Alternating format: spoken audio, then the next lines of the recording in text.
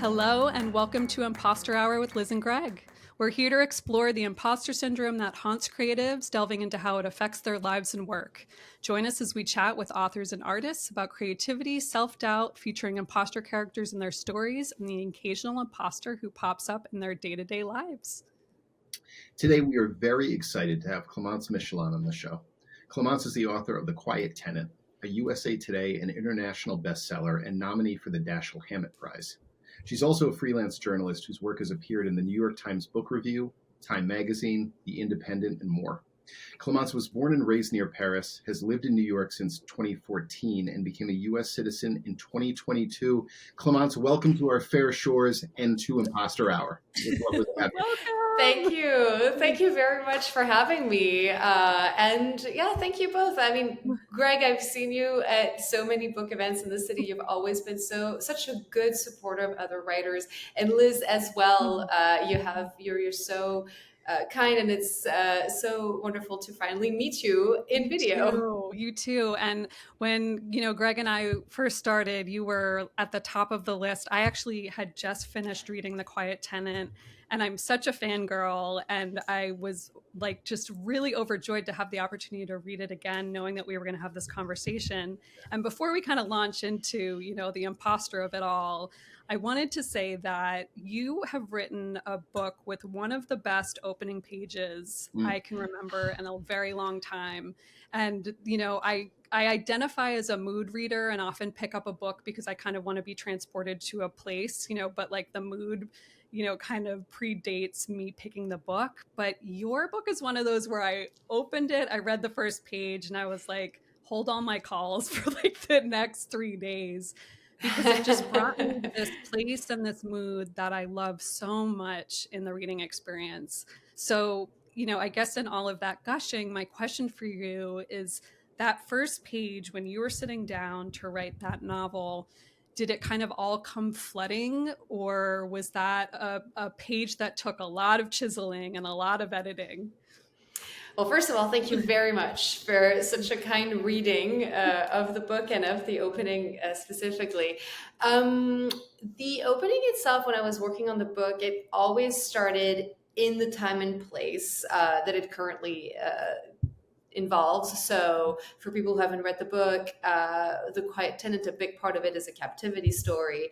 And when we start, there's a woman who has been held captive in a shed for 5 years when the novel starts. So it always started in the shed and from this character's perspective. And what happens on the page is pretty simple, actually, as her captor visits her, as he does every night.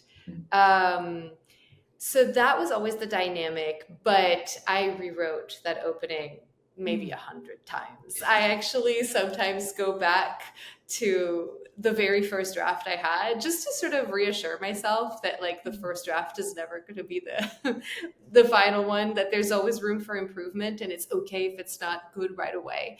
And Liz, you mentioned mood, and it was something I worked on so much. I think when I'm doing a first draft of something, I always feel sort of very focused on the voice, and I will go through many versions feeling that I haven't nailed it yet. Like I'm on the way, but it's still a little too wordy, or it's still a little too this or not enough that. And then eventually I think I'll get almost frustrated, and it's almost like a decluttering, at home when you finally, like I usually let it build up, and then I take a weekend and I grab a bag and I declutter like a devil for 48 hours. And I think that's the same thing that happens with a draft. I keep working on it. I'm aware of things that I'm not super happy with. And then suddenly it just triggers something in me, and I'm like, no, we're going to get it right. And I just rework it, and it starts falling into place. And so I think that's a big thing of how this opening happened. Notably, currently it's written in the second person singular, so it's you. Yeah. It used to be first person. I switched it to second person during that revision process. Yeah, that was a question I had for you, because I love the you point of view, but I think that it's used sparingly, understandably so. I think it's a challenging point of view to write in for a sustained period of time, but it's so interior, and it's kind of like paradoxically interior because it's you, but the way that you utilize that for that time and place and that character in that shed. And I realize it's hard to talk about the Quiet Tenant without spoiling anything. So I'll choose my words carefully. But the toggling back and forth between the second person and the first person, it created the kind of perfect balance of mood and voice. So you answered one of my many questions, which was, had you started in first person and switched, or had it always been in second person? Wow. Yeah, so actually, well, it's so interesting to me. Like now, I have a bit more experience because I've published this book and I've been working for a little longer. So I think I have maybe more awareness of my work and what I do when I'm doing it. But I look back on the months I spent writing The Quiet Tenant. It was a book that I wrote. I didn't have an agent. I certainly didn't have a book deal. I was just working in my corner with like this sort of energy that just, I knew I wanted to write it. I knew I had to do it. And I also knew like I was serious about it. I wanted to break out, right? I was ready for something. And I also remember though that I had this feeling of almost a little like creative chaos where I wrote with a lot of freedom, which doesn't always mean that it was always fun. It was actually maybe going back to imposters, feeling like I had no idea what I was doing.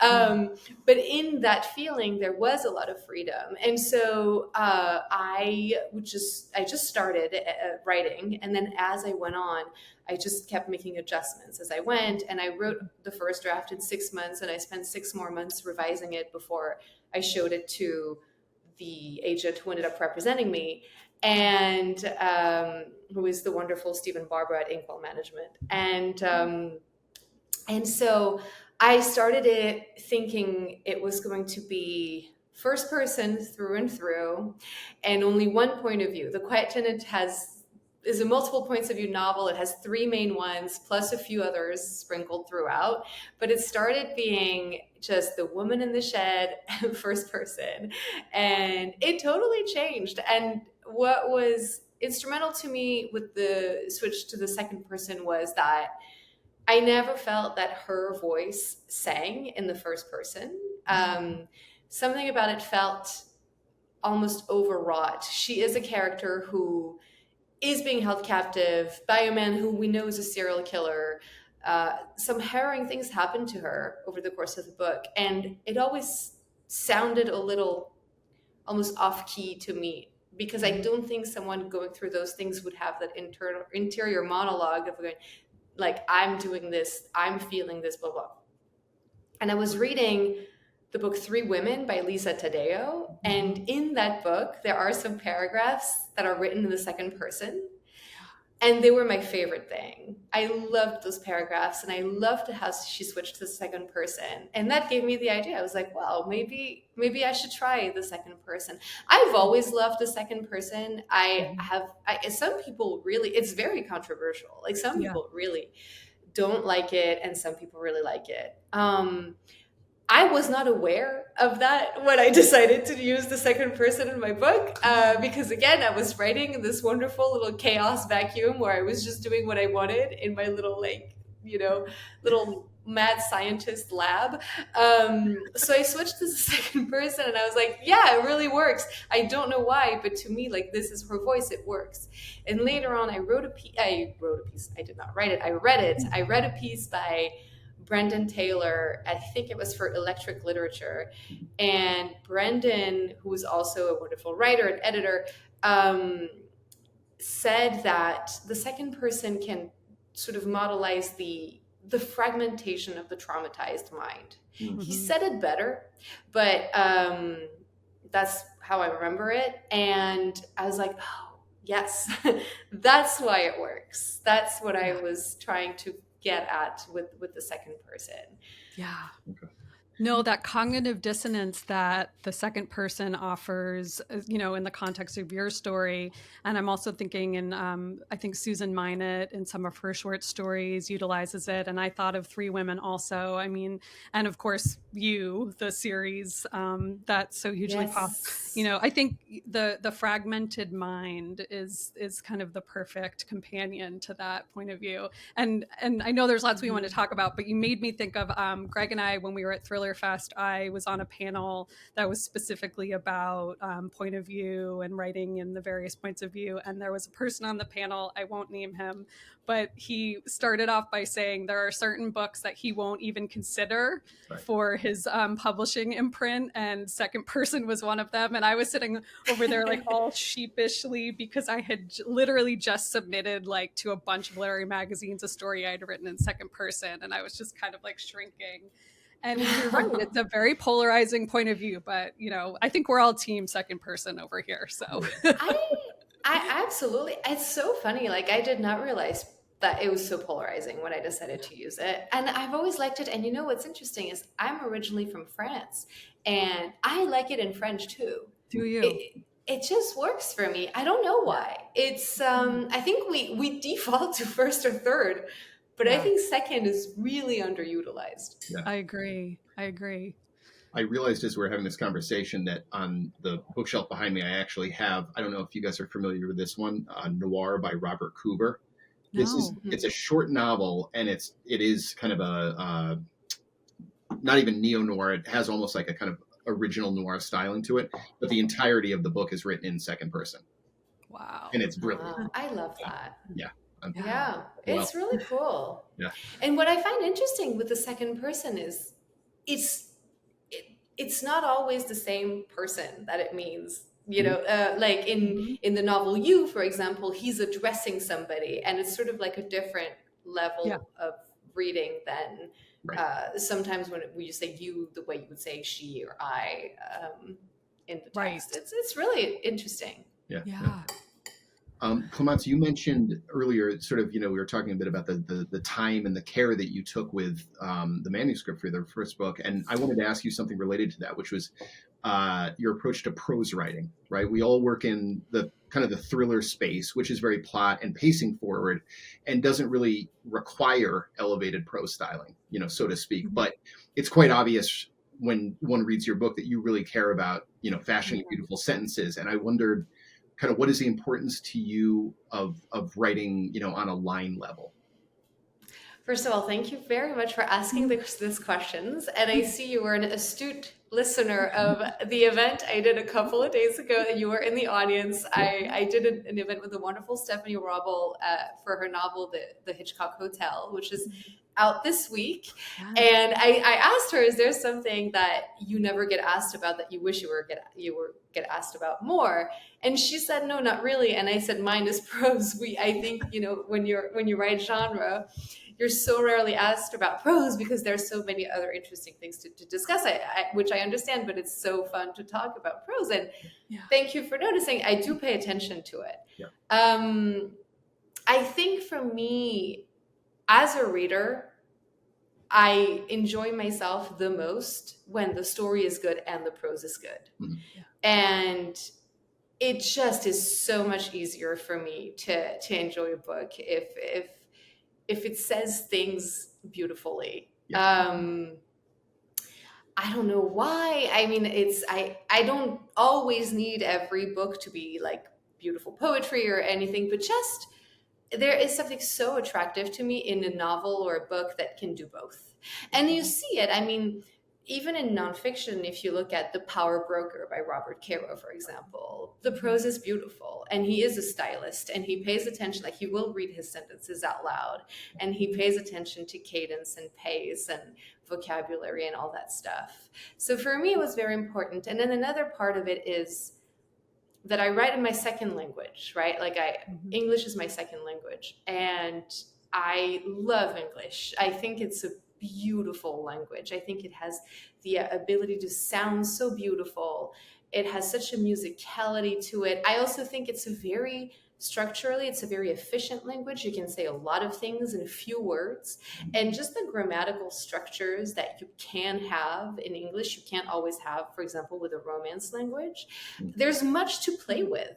Like, it's so exciting. And so that is something that I enjoy doing as well. It's to me, it's the fun part in a way, and it's so satisfying when it falls into place. So I do try to pay attention to it. Sometimes, I will say, in my first drafts, I will not use one metaphor where 3 will do, and then I just I cut back in the revision stages, and it's fine,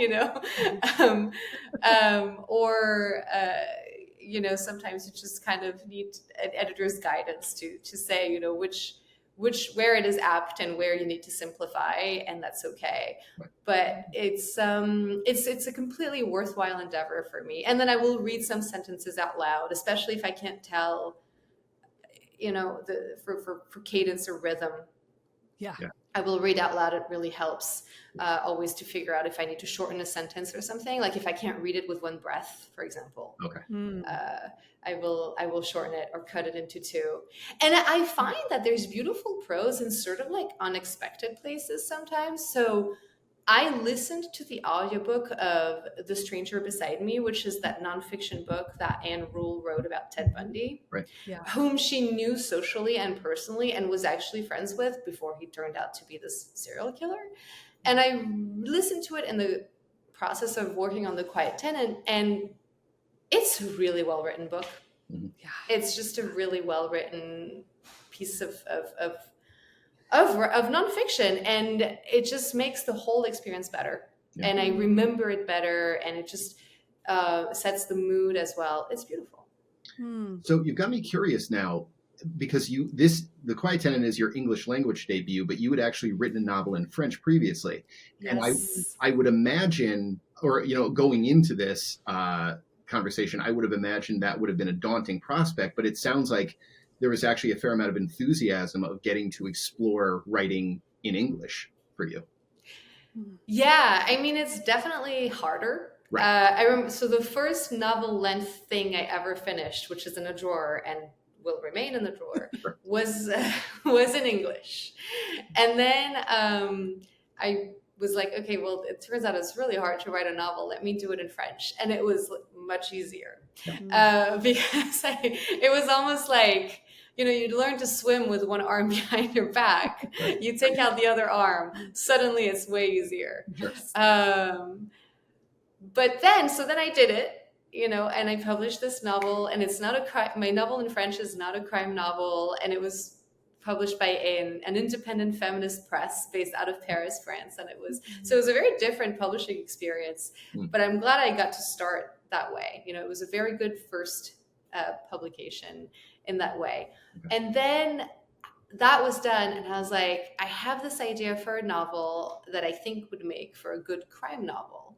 And I thought, well, a lot of my favorite crime novels were written in English. Maybe I read them in translation when I was younger, or maybe I'm reading them in English now. But I really associate the crime genre with the English language. Okay. And I had always sort of wanted to write in English because of the bigger audience, because the industry seemed really exciting and sort of bigger and organized in a way that appealed to me. And so it was just kind of like a pool I wanted to dive in, to continue with the swimming metaphor. So I decided to just try it. And at first it was so easy to think, oh, why did I think I could do this? Every time something didn't work. But after a few days, it became more natural. And I realized that I think the difficulties I experienced were the normal difficulties of a writer starting a new novel. Yeah. It's really weird. You don't know your characters. You're still getting you're barely starting to get a grasp on your setting. You're telling the story to yourself. You're figuring out everything. It's absolutely daunting. First drafts are really stressful for me. I just, the only way to do them is to like sort of white knuckle and then work to make them better. And I realized that I think the work I had to do to wrap my head around the writing in English is probably not that different from the work a native English speaker would have had to do as well. I think we all sort of have to play around with it a little bit and fill our sandbox and let it build up as we carry on working. Yep. Well, that, we talk so much about finding voice as novelists, and it occurred to me when you were talking about writing your first novel in French and then this novel in English. How was that experience? Is there like kind of a doubly difficult process of determining what your novelistic voice is? Because you're coming from a journalistic background, to kind of further compound the varying voices. So what was that kind of evolution like for you? It's so funny. I think the journalism and the fiction, and probably is for the better, exist in completely separate parts of my brain, at least in terms of the actual writing. Okay. One time I remember at work, I filed a piece to an editor who was also a very close friend. And she said, I think in the end, you kind of let your novelist self take over. Like we have to kind of bring it down. So it's not as separate as I would like to think, but it was an isolated incident. But I think in terms of like the writing on the page, I'm usually in such a different headspace when I'm writing journalism and when I'm writing fiction. And I also feel when you're writing journalism, the voice really partly depends on what outlet you're going to file to. Sure. Right? I know if I'm writing for the Independent, or if I'm writing for the New York Times Book Review, or if I'm writing for Time Magazine, and if you were writing for, I don't know, Jezebel, you would write like the voice is going to be different, or New York Magazine and stuff. So in a way, it's more of an overt style exercise. But when I'm writing a novel, it has to be my voice. And I'm still figuring out what that looks like in more than one work, basically, right? I have this one novel in English, and it's like, what's my voice? And what's my voice in this project? So I will say, the first sentence of The Quiet Tenant is, you like to think every woman has one, and he just happens to be yours. Mm-hmm. I love that line so much. Thank you. Well, and when I was working on the book, I wasn't sure that it was ever going to be published, right? And I was like, damn, that's a nice sentence. Mm-hmm. And so I repurposed it in an article that I was writing, not wholesale, but I was writing about the fact that there is an actor in Emily in Paris who actually went to my high school. Okay. And it ran as like my high school heartthrob just was named People Magazine's third sexiest man alive, or something like that. And the first sentence is, every high school has one, he just happened to be ours. Because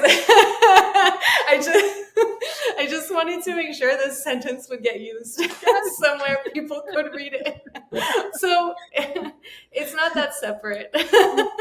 Liz, well, and what's so amazing about that is that sentence means two very, very different things in those contexts, and also the same thing. It's just incredible. Yeah, that's amazing. It's funny, Liz, I'm thinking about, you and I at one point with our second book, and with some of the other smaller parts of our other books, we went through and we stripped so much out that we loved, but kind of maybe didn't work with the pacing or didn't work with something with the character, that we laughed. We were like, we've put it aside in a separate kind of separate file.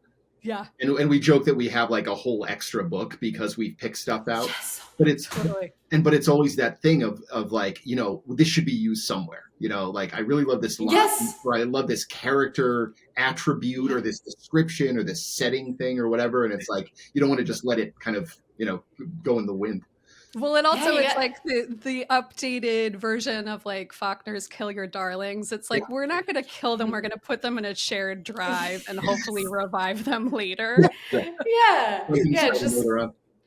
repurpose your darlings. do you do you have actually an element that you sort of set aside and then brought back in a different book? Do you have an example in mind? Yeah, I'm trying to think of.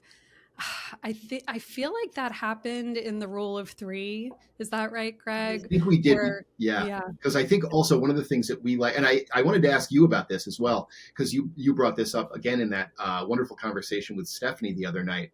But the idea of you talk about how much joy you get in Easter egging things into your writing as well, and we do a lot of that partly because we're writing together, and so we'll do it to entertain one another, and right. then we'll do it, for friends or for little bits and pieces and stuff like that. But what you also seem to drive a lot of joy out of the Easter egg. Oh, I love doing that. Yeah. It's like half the fun. Yeah. Actually, I was thrilled because months after The Quiet Tenant came out, Mhm. my team at Knopf, my publishing house, asked me if I wanted to do like there's a thing you can do on Goodreads where you annotate the Kindle version of your own book. Okay.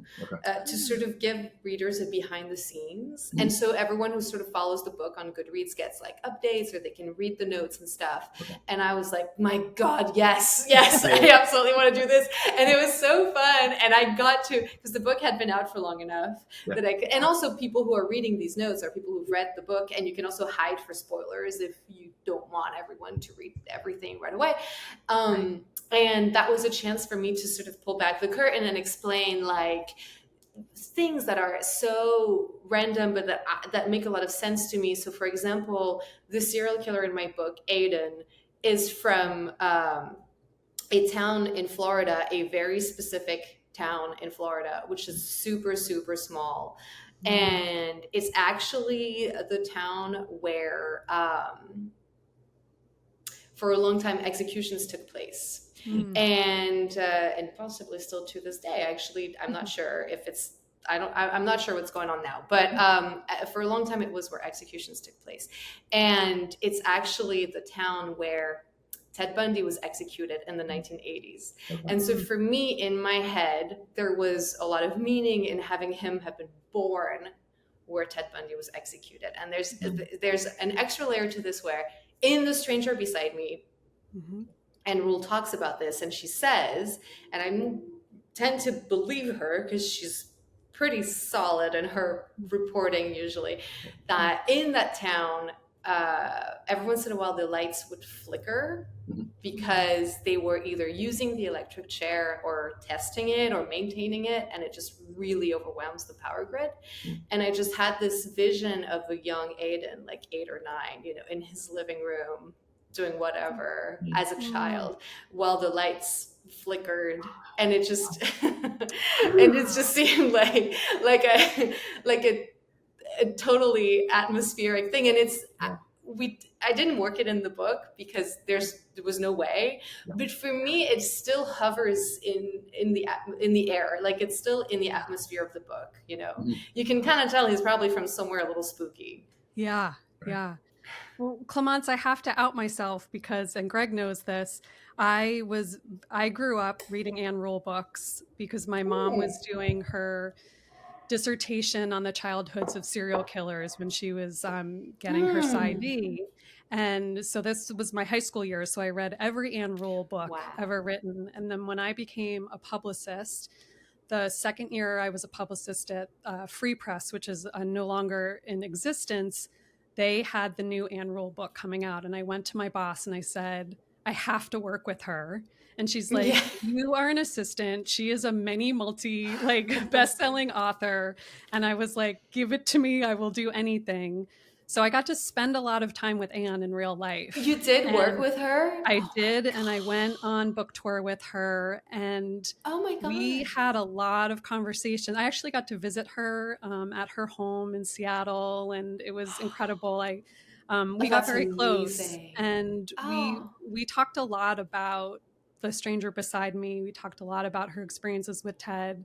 And I, just wanted to affirm she was incredibly judicious about her reporting. I remember her talking about that detail and so many other incredible No details way. in that book and about him. And there are things that she has told me that I still find come up in details when I'm plotting out characters with the killers, because one of the main things that she talked about with Ted Bundy was his charisma, obviously, right? Like everyone talked about how handsome he was and how charismatic, but she sat in a basement working a suicide hotline with him overnight multiple times, and they would just talk and talk and talk. And she talked about the kind of eeriness of both his charisma, but also his dissonance. Like he was somewhere else often. Mm. And Mm-hmm. I could go on for hours, and I don't want to do that. But the one detail that always comes up for me when I'm writing is she talked about how he always wanted to drive her daughter home, Mm. and her daughter Leslie, who was a teenager at the time. And Wow. she always had, like, she loved him and she trusted him, but she had this kind of maternal knowing that that wasn't the safe thing to do. And of course, when Wow. it turned out that he was who he was, her daughter was very much in that kind of physical description of the women he Yeah. targeted. And I always think about the fact that over all of the charisma and the time and the trust that she had in this person, there was still that inkling that maybe there Yeah. was something off there that caused her, protection override. And I That's so don't know, I interesting. can't remember if that detail is in The Stranger Beside Me, but that always sticks with me. So that is a very long digression, but I thought you would appreciate it because that Oh my book and God, her yes. work is very formative. Um, Thank so you yeah, for sharing yeah, this. Yeah, no, that's incredible. I did not know you had that connection. That's quite incredible. yeah, I she's can't. definitely It was must a have been mentor. Yeah, an incredible wow. writer, and in her own right, she loved prose. So for you to say that, Yes. line by line, I know she would really have appreciated that. Yeah. Thank you. Well, and I feel like this is not when people say like beautiful prose and stuff, it's not the kind of unfairly so, I find it's not the first book, like the first kind of book that comes to mind, but she Yeah. is a really good stylist. Mm. She was a really good writer, and wow, Yeah. that must have been Yeah. really amazing working with her. And Such that a detail gift. is so chilling. It's so interesting, right? Like that intuition that we have Hmm. sometimes, you know. Yeah. I was really struck actually when I listened to the book also by just how much of an actual friendship they had. Like Hmm. she seemed to really have connected with him as a human being. And Yeah. what I really found interesting was how direct she was about this and how honest she was about this when writing the book. And I think to me it really brought into focus this idea of I think when someone is revealed to have done absolutely terrible things and to have been capable of great cruelty, there's always this notion that they were the imposter, and Hmm. so the dark deeds are their true nature, and Yeah. everything else was a facade. And I understand why intuitively we make that leap, Hmm. but I don't think that's necessarily true. I think we're all ourselves all the time. I don't think there's actually any reason why being capable of great cruelty doesn't mean would mean that we're not also capable of other feelings. Mhm. I do think that people who do terrible things are also capable of genuinely feeling something like love, something like connection. I think Mm. it's complicated, and I think she renders it in the book to that degree. Yeah. Yeah, well, and I think you do this incredibly well in The Quiet Tenant, where you're kind of showing the duality of this serial killer, and you're also seeing it from these two different perspectives, kind of the inside experience of him and the outside. And I love that, there's a moment where you have one of your characters as a child thinking, this character and this kind of moment of humanity that shines through. And Yeah, I love what you just said, this kind of, we're not all entirely good or bad, and like what is the yeah, imposter side and what is the real side. And Yeah, and I guess that kind of exploration in the Quiet Tenant of, the imposter of your character or your characters leads me to wonder where you feel the imposter syndrome, either in your creative life or other areas, and how does that kind of lend itself to writing imposter characters? Hmm. So I was thinking about this before joining this Mhm. call, and I think it's so interesting because I do think that I feel what people refer to when they say imposter syndrome in our sort of day-to-day meaning, right? As in, like, I am still myself, right? And I think that's what we say when we mean imposter syndrome. I think there's this idea when we approach something from the outside looking in, like when I used to think maybe one day I will publish a book, I used to think that I would feel like a different person, you know, someone more confident and who would be much more comfortable in my knowledge and who would be punctual and assertive and probably a good driver, like, like just like everything would fall into place. I have this image and I'm late to everything and I'm not a good driver. And I mean, I'm a new driver, it's different, but like I it's I think imposter syndrome probably is comes from the idea of the fact that we're still trapped in the same, like, not just body but also it's the same brain that I had when I was a kid, and that I was like kind of an anxious child, Hmm. and I think being a child is often scary because you're completely dependent on people around you, and things can get scary, and I don't think that ever really goes away.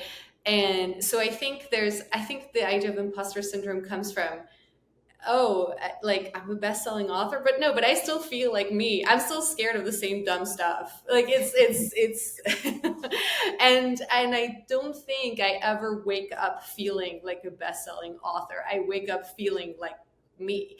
And so I think sometimes, but also what's interesting though, at the same time, if you are at the point where you are writing and you're publishing and everything, you do have, I don't think anyone can do this work without a healthy enough sense of self. Yeah. Like it's hard. You have to show up, you have to try, you have to fail, you have to try again, and that part never stops. And you have to invite feedback and you have to reevaluate what you've done and you have to adjust, and it's hard work all the time, and I don't think we can do it without being a little bit secure in our abilities and in our identities and in the work that we do.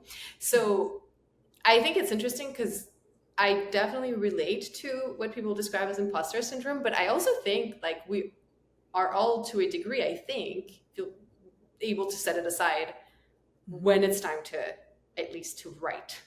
Right? Yeah. Does that resonate with you too? Hmm. Yeah.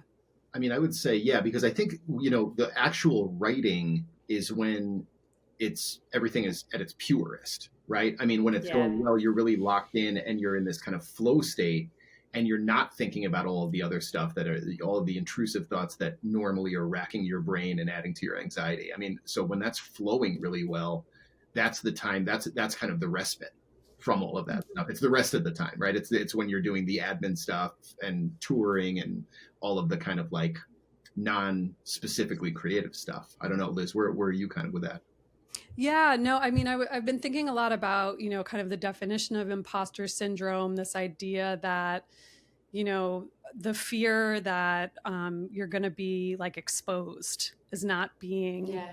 the person that you're pretending to be. And when I'm writing, I'm not getting any outside input. There's no feedback or criticism or edits or, fill in the blank, except when, I'm working with you, Greg, and I know from our history that that feedback is going to be helpful, encouraging, and I feel like you know me very well, so it's kind of a nice hack. It's like I can avoid the possible negative input. So the writing itself, I don't feel the imposter syndrome. It's everything after, generally.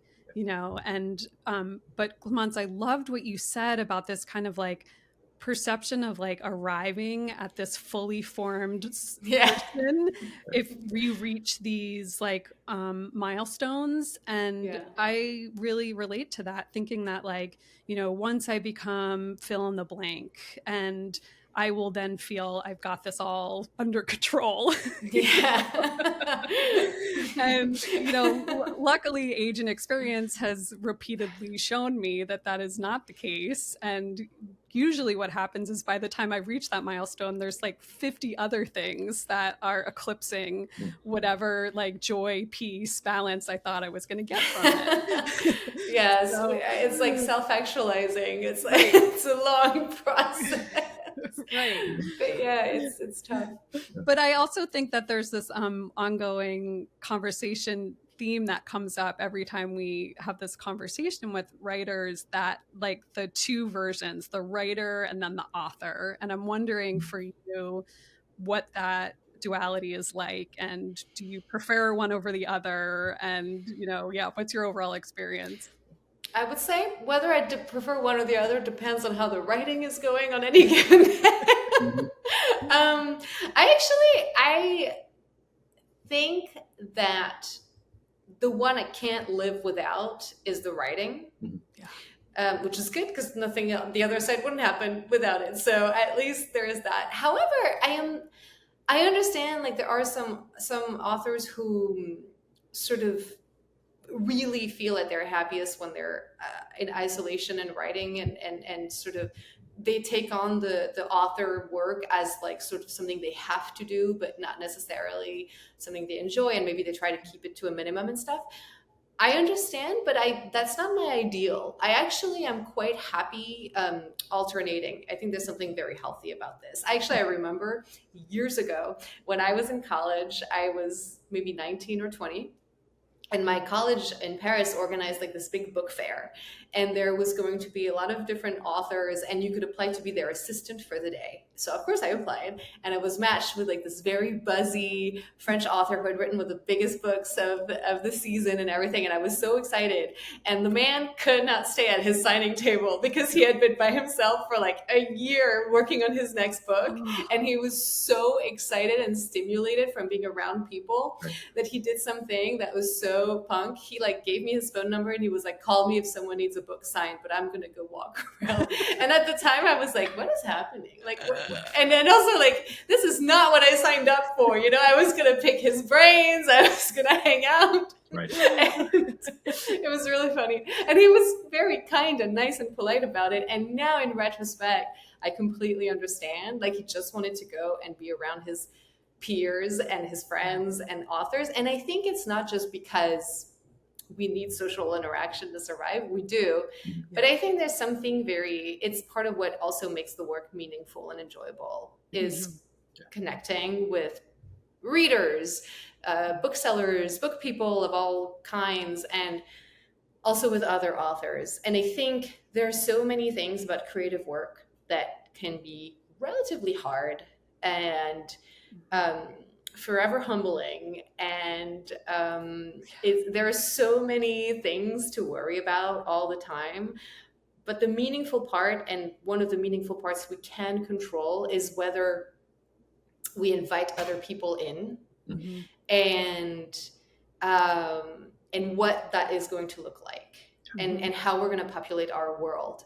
And I think that's immensely helpful. And I've you can tell, like, it's when you're on the receiving end of it, right? Like, people do this. Obviously, you two do it.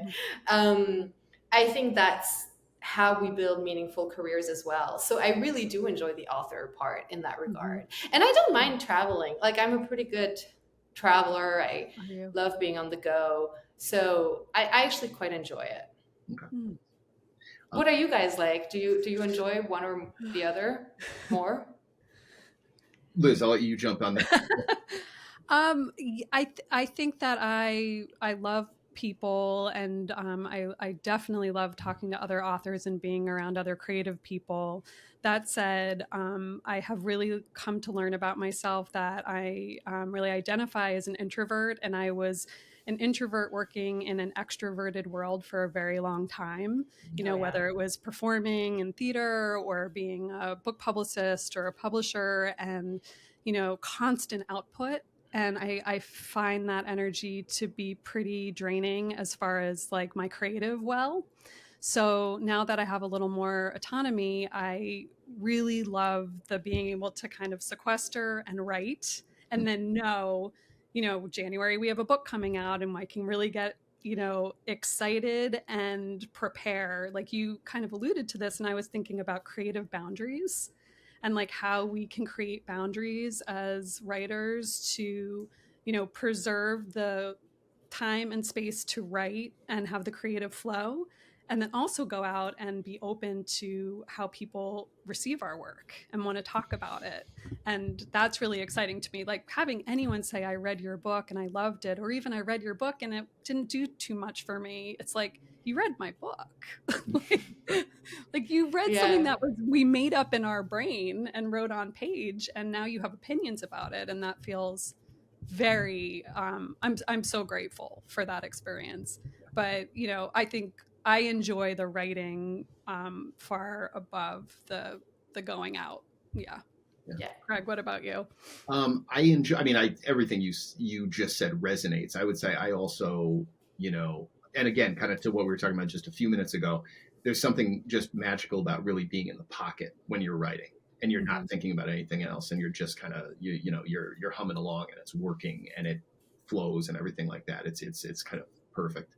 But then also to your point, as we've gotten a little further into this, you do see how important community is, really, for people who are pretty isolated for most of their professional day, as we often are. So there is something, and there's something wonderful. There's something really, I think a lot of thriller writers often joke that we write this, really kind of depraved material, but we're some of the nicest people around. And it really is that, you go to conventions and everyone's excited to see each other, and everyone's super supportive on social media or, talking up your book or whatever. And that really, you're reminded of how important that is. So I think that.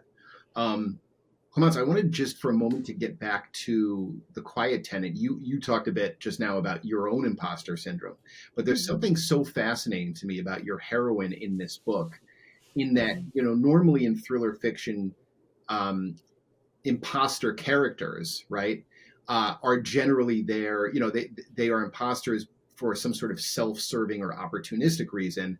But in your case, your character, the imposter aspect is actually integral to her survival.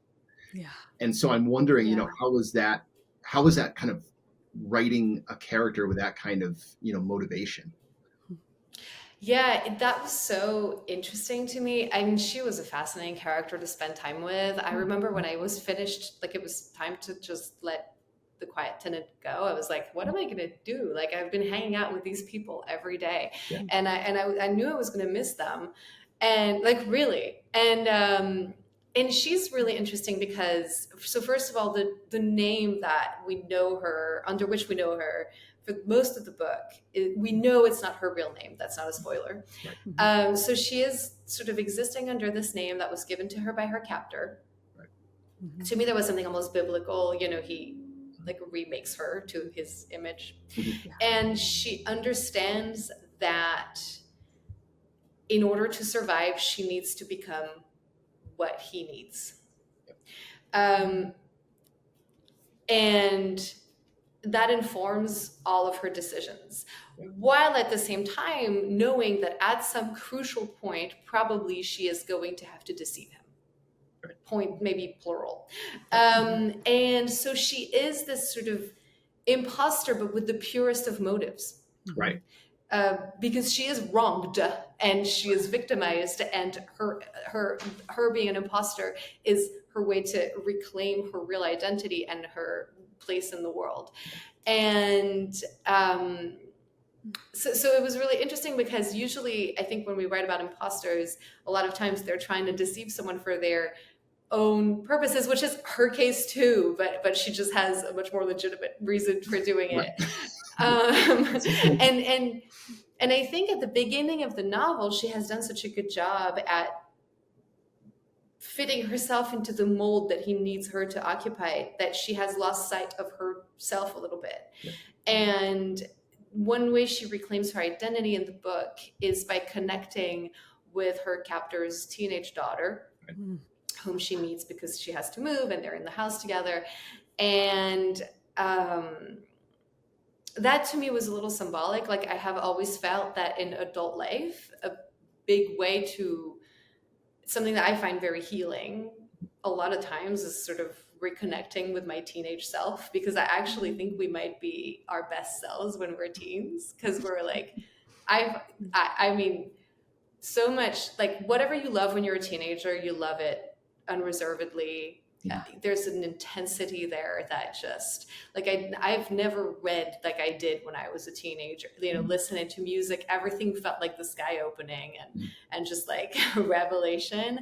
And I think like not losing sight of who you were at that age can be very interesting as an adult. And so for me in the book, she ends up connecting with her captor's 13-year-old daughter. And I think teenagers, to a degree, they can't lie. They can't, because they can't be bothered to cover up, anything. I don't know if you've ever interacted with Gen Z, but they're a very blunt bunch. I love them. And so I think to me that was sort of the imposter not getting in her own way. Like, she would sort of get out of her own way by making that connection. And it's interesting to contrast her with, of course, Aiden, the serial killer, who's a much more classic imposter, right? Like but again, is he really an imposter? Or I do think he puts up a front for his neighbors as the neighborhood good guy. I do think that's performative on his part. But I don't think that he is faking, for example, when he's around his kid and we see him being a parent. I don't think that he is putting on a facade there, although it's layered. It takes 90,000 words to parse out. But a beautiful 90,000 words. So thank you. Totally worth it.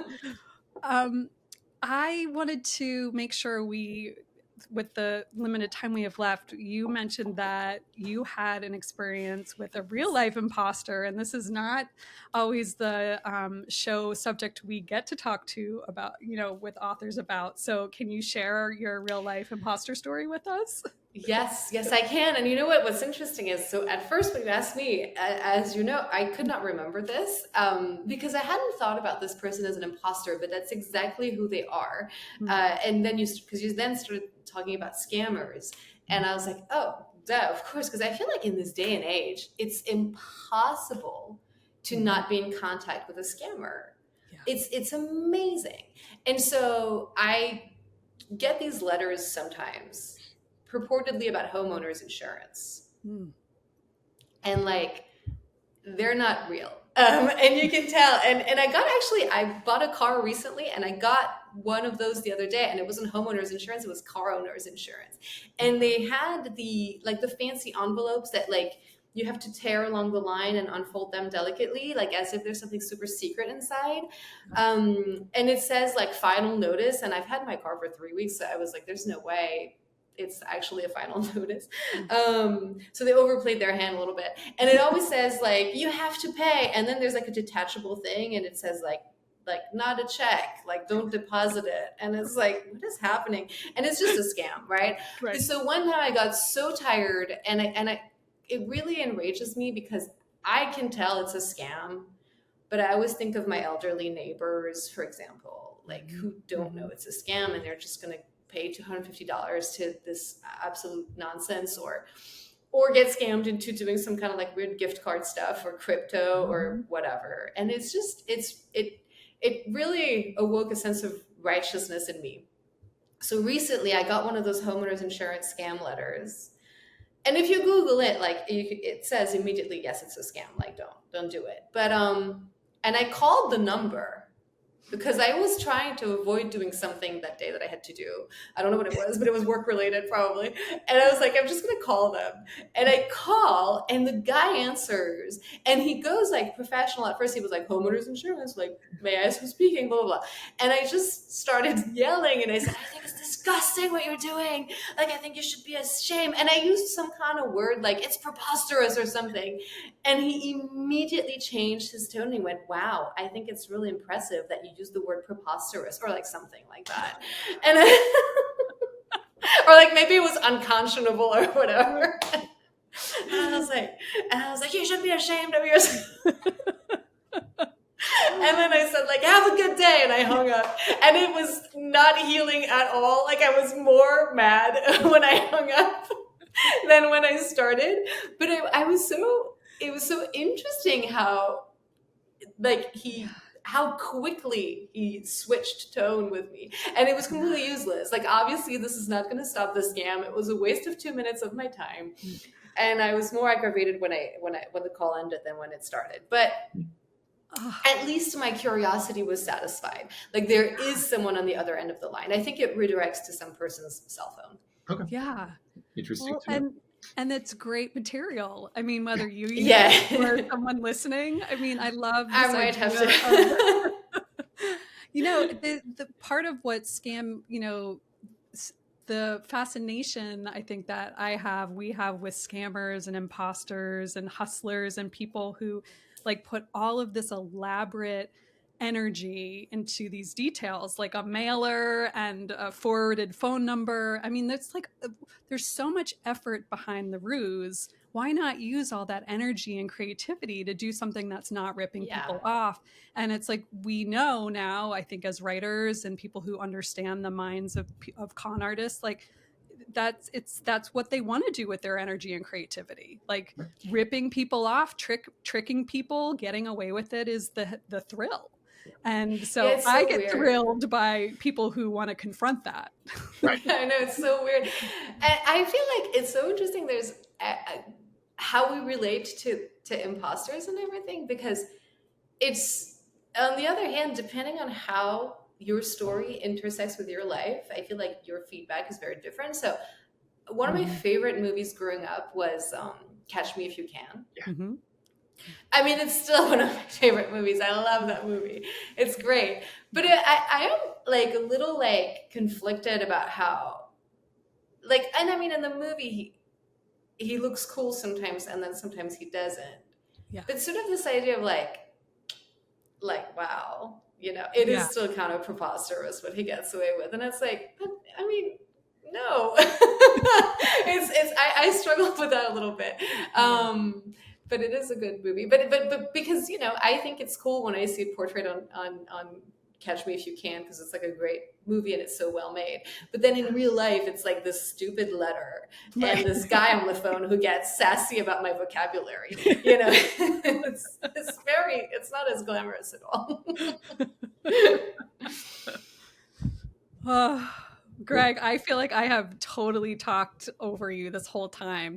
Were there questions you wanted to ask? Thank you. I mean, we could go on for hours, but I know. But I do not want to let this hour end without raising the proverbial glass to Clémence, because you recently announced that the Quiet Tenant has been optioned for screen.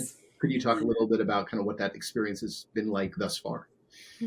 My God, of course. It's been very exciting. That is a part actually where, like, we're talking about imposter syndrome. It's one of those things where, like, I'll be on a call or I'll be reading like an update or whatever, and I'm like, what? Right. But no, I'm still me. How can it possibly be happening? But there was a write-up in Deadline recently. Blumhouse is a production house that optioned The Quiet Tenant, and we have a showrunner and we have some co-producers, and it's very exciting. It's a great team, and I have to say, everyone has been just amazing to work with. I'm really excited. I want to watch the show. Like, it sounds like it's going to be great. So I'm looking forward to it. How much involvement are you going to have with the adaptation, the script itself, and, you know, how do you feel about that? So I'm lucky, like I'm working with a team who is very sort of in favor of sort of very welcoming of author involvement. So I am attached as an executive producer, which I think is a great credit for authors. I don't know how to make a TV show, right? So I'm very happy to let the people who know how to make a TV show make the TV show. But it is a great way to have the opportunity to consult and to answer some questions that people have and to contribute however I can, as the process goes on. So it's a way to be present, like to be part of the team, but at the same time, I didn't want to have final say over anything because I don't know. And I'm very team, like I will say for adaptations, really my loyalty is to the project. Like I think sometimes what works on the page works on the page, what works on the screen works on the screen. That can be a little different. And some of the most successful adaptations, I think, are the ones where people really have room to do their job and go for it. Like, for example, The Undoing with Hugh Grant and Nicole Kidman. That's my go-to example because I've read the book that it's based on, You Should Have Known, by Jean Humph Korelitz, and I loved the book. I really do. And it's one of my favorite works of psychological suspense. And the TV show takes huge liberties with it. It changed a lot of things. And I love the TV show. I think it's an amazing series. So that's where I am on that front. Beautiful. And again, it sounds like incredibly healthy creative boundaries. Yes. and there is something so also interesting about working with people who sort of have those creative boundaries and who model good behavior, right? For us, like then I know it helps me. I'm still relatively new to all of this, and I'm very inspired by people who have like this balance of competence, kindness, efficiency.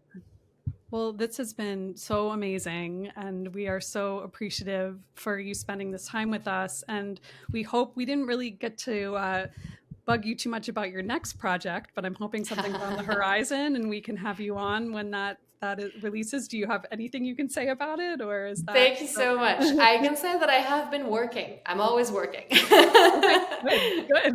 Thank you very much. Thank you for your kindness, both of you, both here and in real life, and for everything you do to support authors. And you both have a book together coming out in January, right? We do. Which we're hoping people like. So more on that. Here we go. And we hope that we see you really soon in person. Thank you again. Yes, please. For our listeners who haven't connected with you on social media, Clémence can be found on Instagram and on X, formerly Twitter. And over to you, Greg, to take us out. All right.